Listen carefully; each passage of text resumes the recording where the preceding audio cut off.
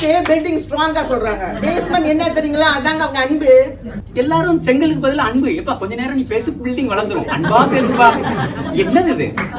நம் வாழ்வில் மட்டுமல்ல, சுற்றத்தாரின் வாழ்வின் வெற்றியும் நிர்ணயிப்பது அன்புதான். திடீர்னு ஹோட்டல்ல சாப்பாடு தீர்ந்து போனா ஒரு உப்புமா மாதிரி போடுவாங்கல்ல, அந்த உப்புமா நாங்க தான், வேற யாரும் இல்ல. நான் வெளிநாட்டுக்கு சென்று படிக்க சென்றேன், அதுவும் என் பெற்றோரின் அன்பினால். ஆனா அவங்க அறிவை பயன்படுத்தி இருக்காங்க. எதுக்கு? இன்னைக்கு வெளியூர் போவோம், படிச்சுட்டு வரோம், நாளைக்கு பட்டம் வாங்குவோம், வாங்கினதுக்கு அப்புறம் நல்லா சம்பாதிக்கும், நம்ம பாக்கெட்ல சேரும். அதுக்குதான் கைராசியான மருத்துவரா இருந்தாலும் அந்த அறிவு இருந்ததுனாலதான் அந்த கைராசியும் பேர் வந்தது.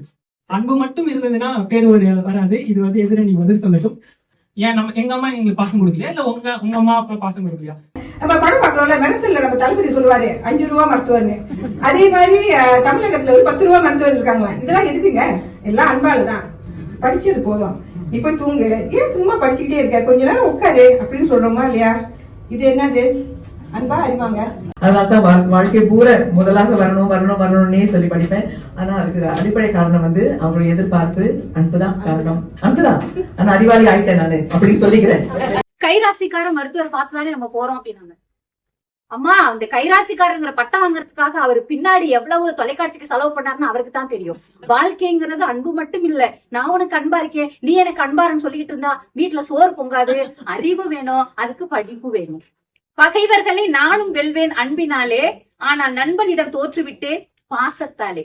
நடுவர், அதாவது அறிவின் சிகரமாக அமர்ந்திருக்கக்கூடிய நடுவர் அவர்கள் நல்லதொரு தீர்ப்பினை வழங்குவார் என்று கூறி, என் தாயின் கண்ணீரும், என் தந்தையின் அரவணைப்பும், என் தமக்கையின் பாசமும் தான் என்னை சிறக்க வைத்தது என்று சொன்னவர் டாக்டர் அப்துல் கலாம்.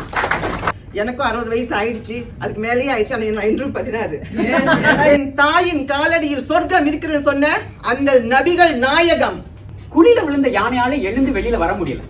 சுற்றி உள்ள மக்கள் எல்லாம் யானை உள்ளார விழுந்துச்சு, எடுக்க முடியாது. யானை யார் தூக்க முடியும்? அன்பால பேசி யானை வெளியில வாமா. ஆனா அந்த 3 பேர் பேசுவாங்க.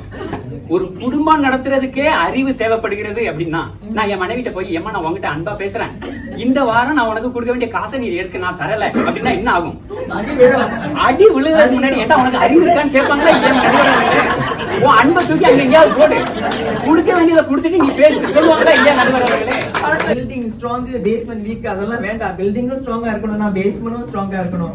அதுக்கு அன்பும் தேவை, அதுக்கு மேல நிற்கக்கூடிய பில்டிங் அறிவும் தேவை. அன்பும் அறிவும் இரண்டும் ஒன்றாக கலந்தால்தான் முழுமையான வெற்றி சாத்தியம்.